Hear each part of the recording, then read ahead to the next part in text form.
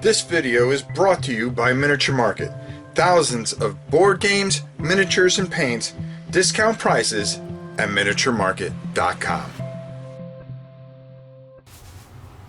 Hey everybody, it's your old pal Rob. Now, recently I've been talking about how much I love Dungeon Universalis, and I really do. When you start talking about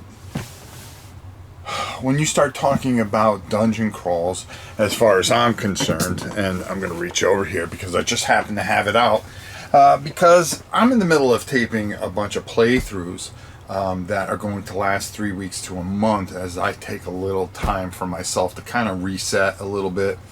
I've got some things I have to take care of, but I've also promised a bunch of playthroughs, so I wanted to make sure that I got that done.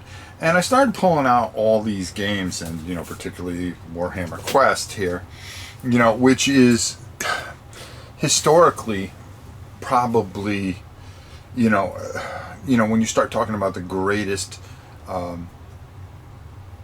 dungeon crawls of all time, you have to include the granddaddy. It started at Hero Quest, and how it evolved into Warhammer Quest is a story onto itself and a video onto itself, which a lot of people have covered, and justifiably so.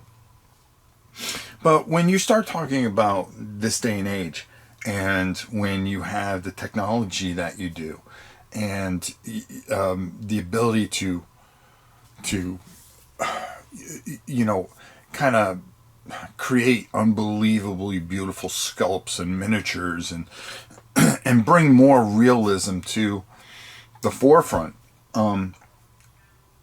that isn't necessarily needed. Okay, what you need is somebody with good imagination. And when you look at these two games, and it's really hard. If you had to keep one, I mean, which one do you keep? And what I'm talking about, and I'm not going to lift the big box today, is Dungeon Universalis. This here is the bestiary cards and the legendary creatures expansion that they came out recently, a while back ago, which just adds a variance. And of course, how can we forget League of Dungeoneers? Okay, and all its beauty. These are two games, and I really want to hammer this home. And I'm going to leave this up to you, because I want to see in the comments, which one, if you had to only pick one, which one would it be? Now, for me, I'm not going to give you my opinion, okay? Because first of all, I have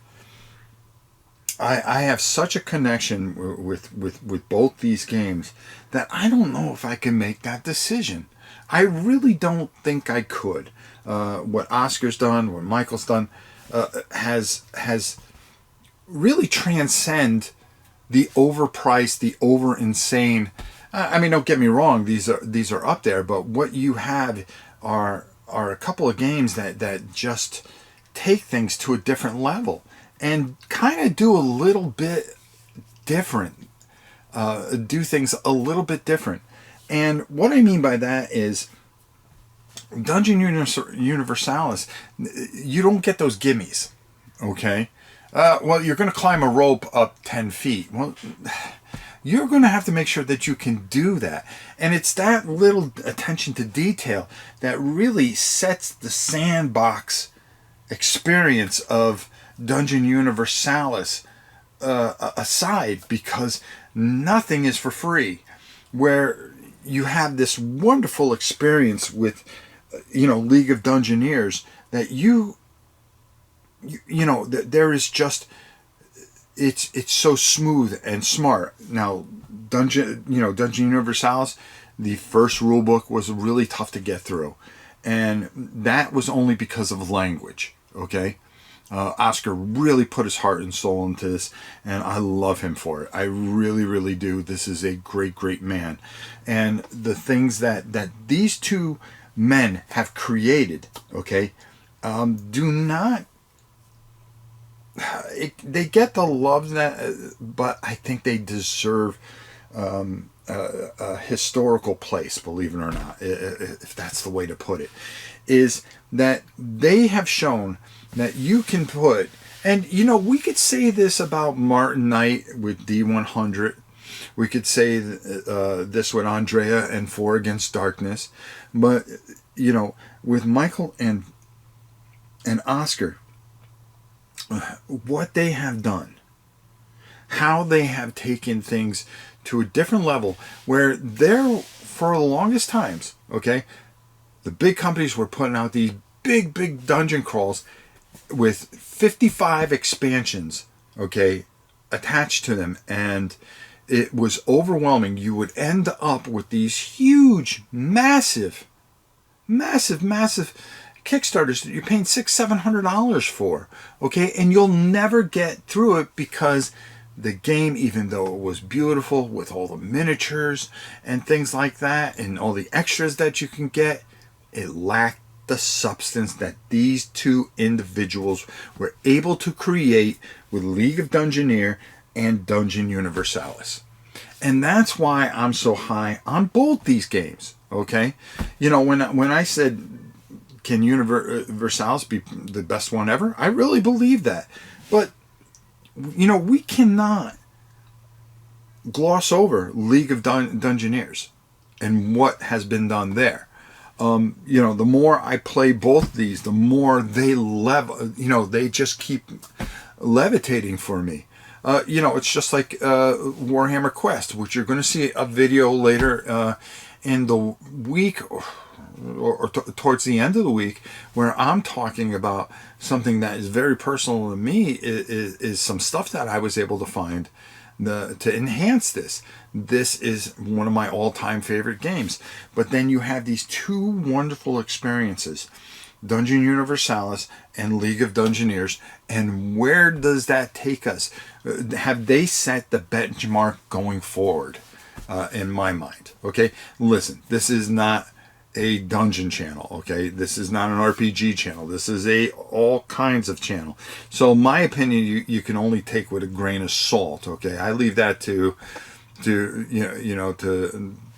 RPG snobs or that lose their minds over things, or some of the good channels that are personal friends of mine that really just handle dungeon stuff and do it so authentically and perfectly, and they have a better hold on it. For me, it's something I've always done for the last 30-40 years, and it's something I've always enjoyed. And to see the progression, because my old back end was alive, like I've said in a prior video, during the beginning of a Dungeons and Dragons. Oh yeah, in the 70s. I was a teenager.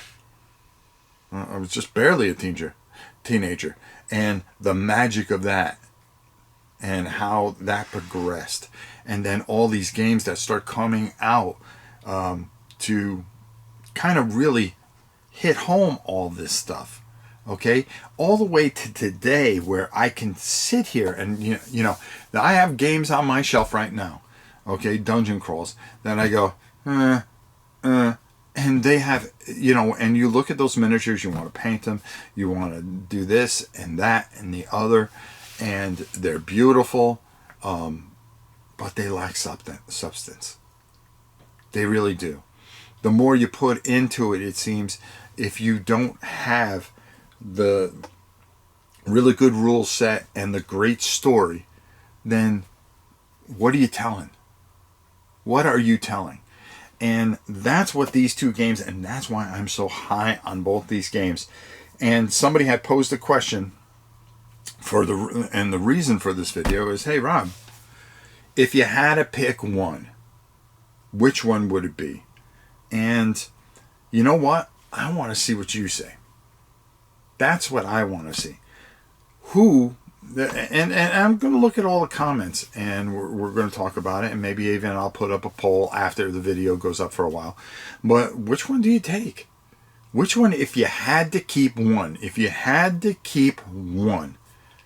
a League of Dungeoneers or Dungeon Universalis, which one would you keep? Which one would you reluctantly, of course, I believe, let go? And which one would you keep in your collection forever? And that's the question I pose to our fantastic audience and everyone out there. And I really would love to hear why you would pick. Not just, well, I pick Legion of Dungeoneers for me, or Dungeon Universalis for me. But why? Why?